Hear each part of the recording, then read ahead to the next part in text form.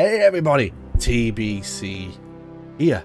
It's been a while, but 2025 is here. We're in March, which means the next TLP time lock progression server for EverQuest is only round the corner.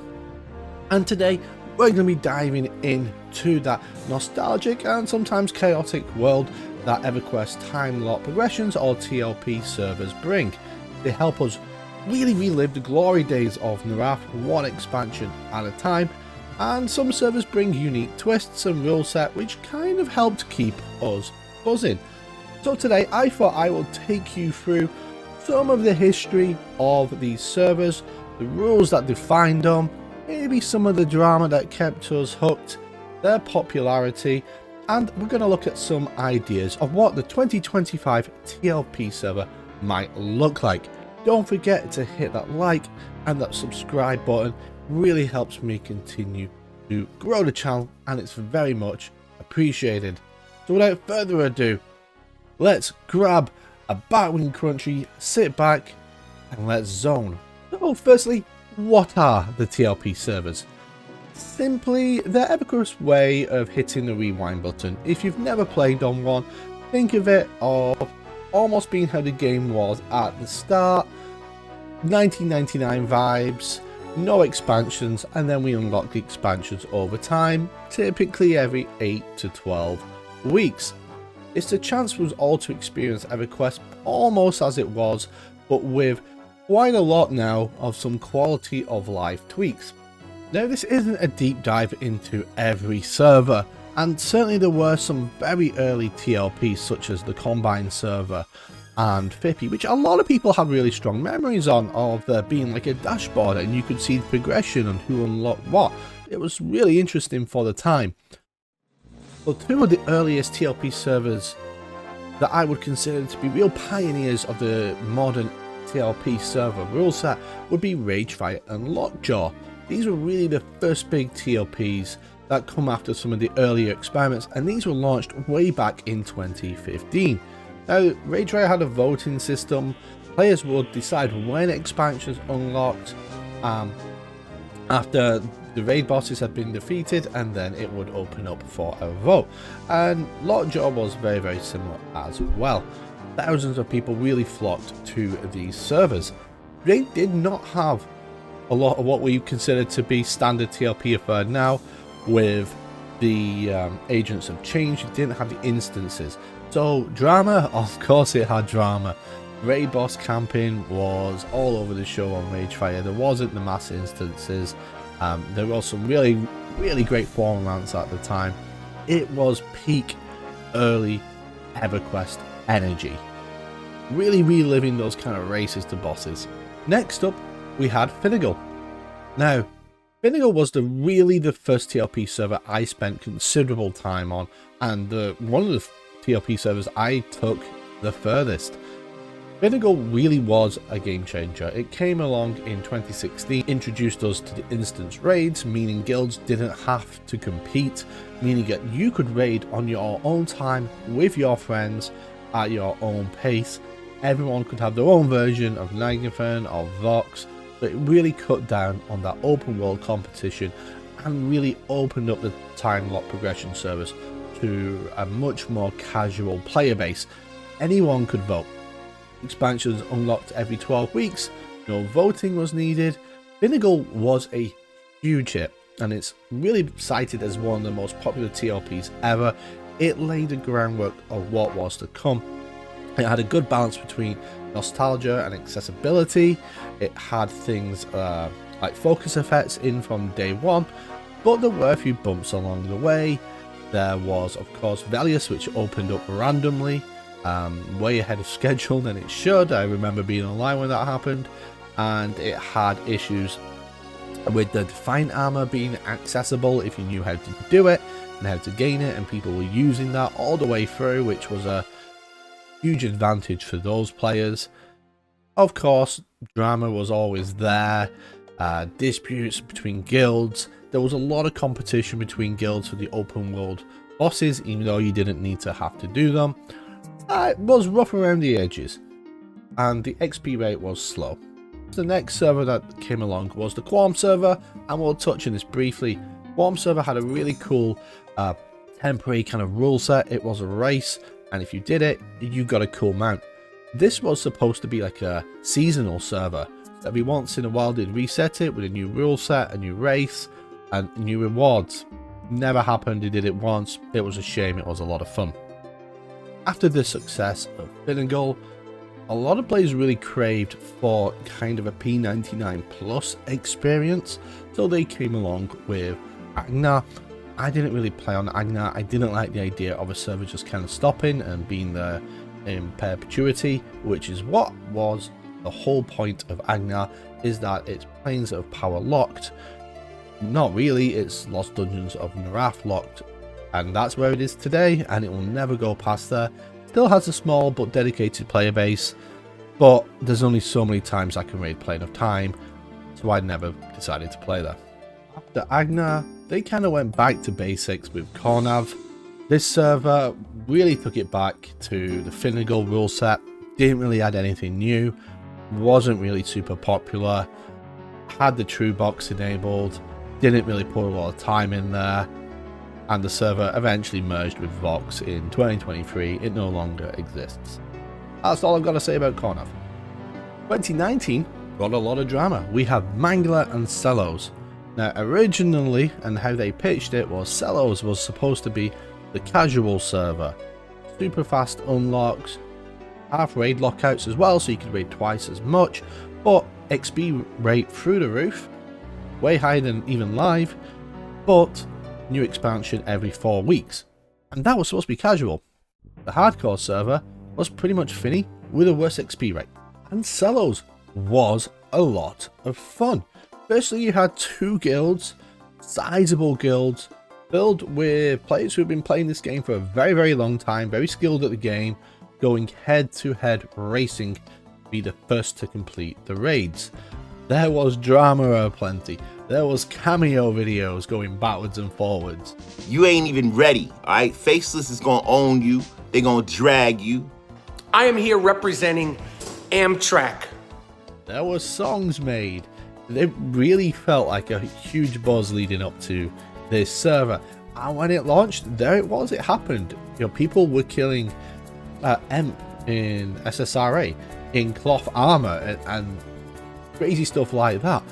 It was a lot of fun. It really pushed people what they were doing early on, certainly with EverQuest and how they were tackling these raids with virtually no gear. And of course it did launch in Lucklin, and it maintained a population all the way through because there was always something fresh. Did it have problems in the later expansions because of some of the mechanics of the unlocking and they didn't have enough time to do it? Yes. But overall, very popular server all the way through its life, considered to be one of the best that they've done. Mangler, on the other hand, it became a very traditional half of the core server. They changed the rule set so it wasn't as punishing. It was a Finny clone in the end, and it kind of went the way that all those Finny clones do. There was Miracle. We don't talk about Miracle. It was an experiment. It didn't work. It died off. We had the 2 big launches. This was 2020. This was in March 2020. A lot going on in the world, as we know. A lot of people at home, a lot of people with time to play. And we had Aradune, the server named in honor of the EverQuest original developer who had recently passed away at the time, and Rizlona as well. Aradune was supposed to be like a GM plus server, had a dedicated GM. You couldn't multi-box. You were only restricted to, I think it was 2 characters. So you couldn't have, or weren't supposed to have, these kind of huge trains of characters following you around. That never happened. The GM enforcement maybe lasted a week, if that. The server also suffered from a terrible launch. There was huge queues, people couldn't get in, and when you got in, you couldn't zone, it would boot you out, you'd end up under the world, you'd go through zone lines. It was a mess, and it took some time for them to fix that. The rumor at the time was that was because they were running some anti-cheat software, and every time you logged in or you zoned, it scanned your computer to see if you had any of the naughty software running. They had to turn that off. Things improved, and Aradune was a really fun time, but it was pretty much all said and done a Phinigel. Rizlona was supposed to be the multi-box server, so Aradune was the single play your own character server, and for the multi-questers and people who want to do the multi-boxing with armies and whatnot, Rizlona was the port of call. And it wasn't as popular as Aradune, and still going strong to this day. In 2021, we're fast forwarding now, brought a wild twist to the game, something that had never been done before: randomized loot, where mobs and raid bosses could drop gear from any NPC of a similar level in that same expansion. So just imagine killing Venal Sophia and getting a drop from Vishan's Peak. That's exactly what happened. But both servers were exactly the same. Both servers started with the true box, relaxing it later, and it followed the standard 8 to 12 week unlock cadence. Mischief especially so blew up in popularity. People loved the chaos and trade freedom. Of course there was drama, of course there was price gouging, of course there was dupes, of course all that kind of went on Mischief, and people were raging on the forums, on Reddit, you name it.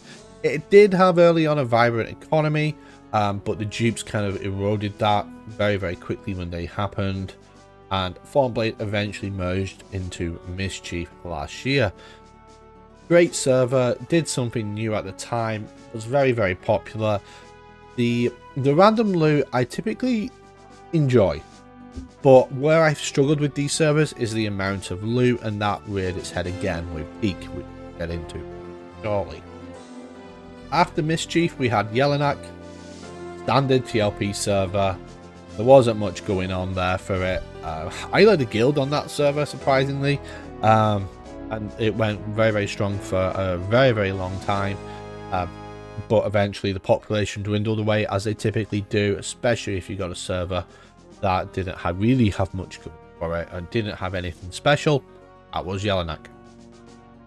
At the same time of Yelinak as well, they launched Vaniki.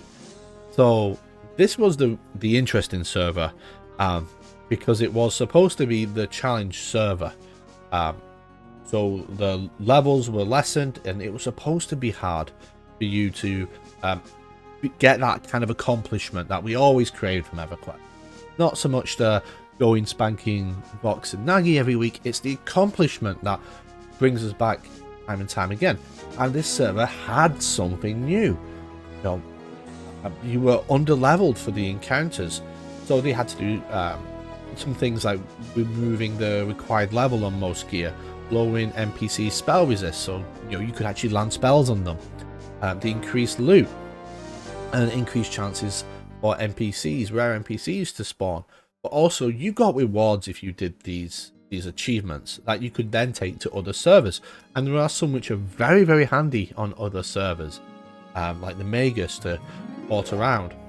Extremely useful rewards. And my only issue with Vaniki was the way they unlocked the expansions. I thought it would have been much better if it kind of followed standard unlock cadence rather than these kind of level jumps and multiple expansions opening at the same time. People do still go back to Vaniki to do these achievements, especially coming up to a TLP launch. If you're only playing on this year's TLP, I really do suggest you look to Vaniki and see what's going on and see if anyone can help you get those unlocks, because there are some that are fun, but there are some which are very useful. Oakwynd in 2023. Oakwynd, the #1 selling point of Oakwynd was encounter locking. The first to engage FTE. It was bold, it was something new, and it also had an evolving rule set, which each expansion unlocked server-wide bonus, like extra XP or a rare spawn. But the encounter locking was something that they'd never done. Whoever was the first to engage an NPC locked it to your group or raid. Think like it works in World of Warcraft on WoW Classic. so to speak, and even WoW moved away from that. The whole point was to stop the kill stealing and lower the burden on customer service answering those drama tickets. It also had legacy characters, so you got perks to, if you had multiple tunes at max level, you got extra XP on your next one. Again, there was actually a bunch of ideas in this one, and some of them worked, but not together. Like, I really like the evolving Ruleset. I don't think it went quite far enough with the bonuses as you got. I really think they could have really snowballed that, and it would have become a very, very popular server. But when it came to drama, the encounter locking is what sparked the debates. Some people loved it, fairness. Others hated losing it, and that raw open world feeling EverQuest is known for. And of course, people found ways around it, like insta-cast clickies that let you basically target it and kill the mob sometimes before it even appeared into the world. A lot of this was going on. Magicians especially so, for their pets who could instantly hit stuff.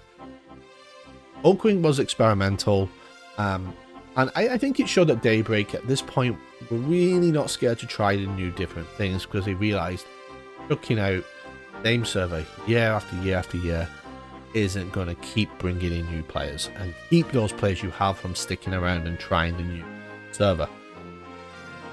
So that brings us then to Teek and Tormax. Tormax, standard server, literally no one played on it. If there was one guild on there, that was it. No one played it. It was standard, it was traditional, straight up TLP vibes. No one really gave it a second thought, and neither did Daybreak. It's kind of been pigeonholed and forgotten about. Teek was supposed to be their anniversary kind of redo of their most popular rule set, which was, of course, Mischief. And it was a complete Mischief clone. So think the random loot, free trade, shake things up. Random drops again flooded the market, and what the difference was is this year we had the anniversary tower, and I hated it. I hated what it did to the server. I enjoyed the actual event, and I enjoyed going out into the world and getting the items together and then doing those events in the tower rooms and so on. It was unique and it was fun, but the rewards completely decimated the server. Like, there was no reason for you to go out and farm items because the stuff you got from the tower was better than the raid gear. So items such as Cloak of Flames crashed in price because you didn't need it, because you could get better from the tower. Stuff from Vishan's Peak, from Faradar, irrelevant because you could get better from the tower, and you were instantly better. So it also made the challenge much easier because everyone was better. Servers are still kicking. Teek's the one that's kind of carried on. There's been issues with Teek in terms of drama. Again, come back to duplicates and chrono being deleted by Daybreak if it was obtained fraudulently. There's a lot of stuff that's happened on that server. Yes, it's still going strong, but I really do think the anniversary tower ultimately pushed me away, because why was I logging in? I couldn't farm items. I couldn't go really do any of that because it was pointless. I couldn't get items to sell because it was pointless. See what I mean?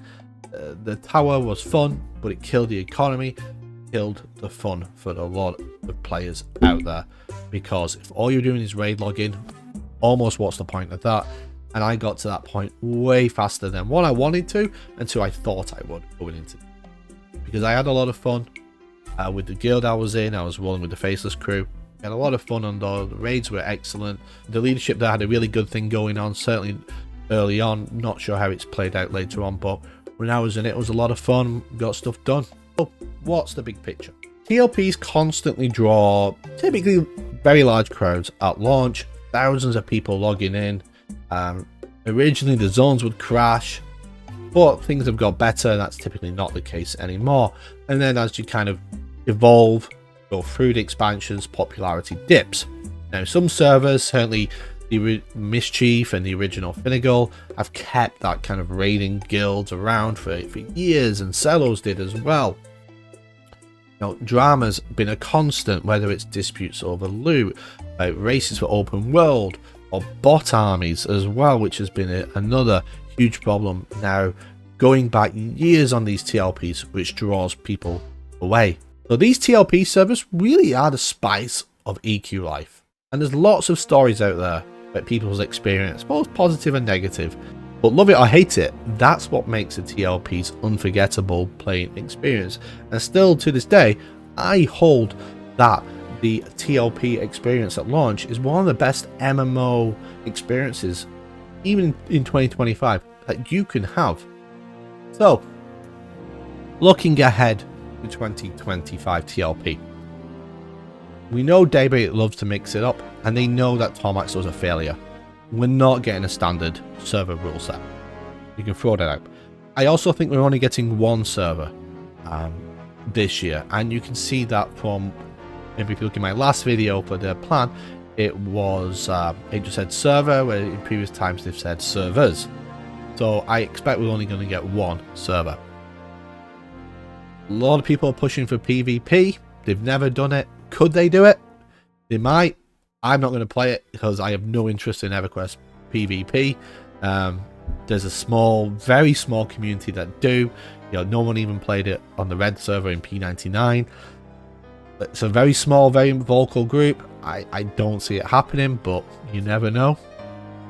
I could see a kind of Oakwynd spin-off again. A lot of people enjoyed the evolving rule set. Again, I just wished it was amped up a little bit. The encounter locking, they spent a lot of time making that encounter locking. A lot of dev time went into it just to use it as a one and done. I don't think they will. I could see the encounter locking coming back. That would be controversial. That would draw some people away. But at the same time, it would draw more of the casual base to it as well. So, hard to say. Speedrun kind of server, like Selos, with the 4-week unlocks, the triple XP. I'd love a leaderboard, official leaderboard for the fastest raid clears, although that'll probably be taken up all with bot armies very, very quickly. You know, a race server, that would be fun too. You know, they know that there are a lot of people out there that like the race. You know, think about every TLP, the push that some guilds do right at launch of an expansion to clear it first, so you can have your name first as being the ones that cleared that content. And on Teek, you know, that was mostly pretty much all faceless at the time, and I was involved in those races and it was fun. And there are a lot of players that would like that, and if there was a leaderboard that they facilitated, so be it. They could also do another Vaniki server as well with a challenge. Difficulty is, do they have the dev time to make those rewards, or would they just recycle them? Again, my problem with Vaniki was, should have started on Classic and followed an unlock cadence like that. I probably would have played on it a lot more if they'd done that, as opposed to starting like with Crescent's Reach and then 3 expansions unlocking at a time.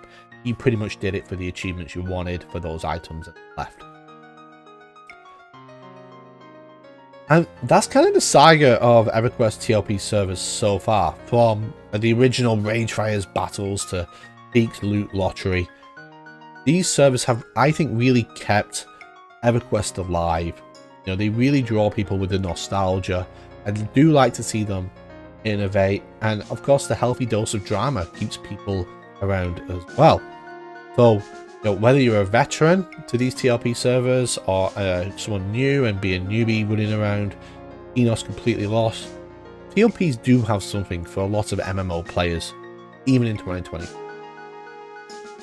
Thanks for watching. Hit that like button, subscribe for more of my EverQuest videos, and let me know which TLP was your favourite and what you think they will be doing in 2025. Until next time, I'm the Break Canuck. Thank you for watching.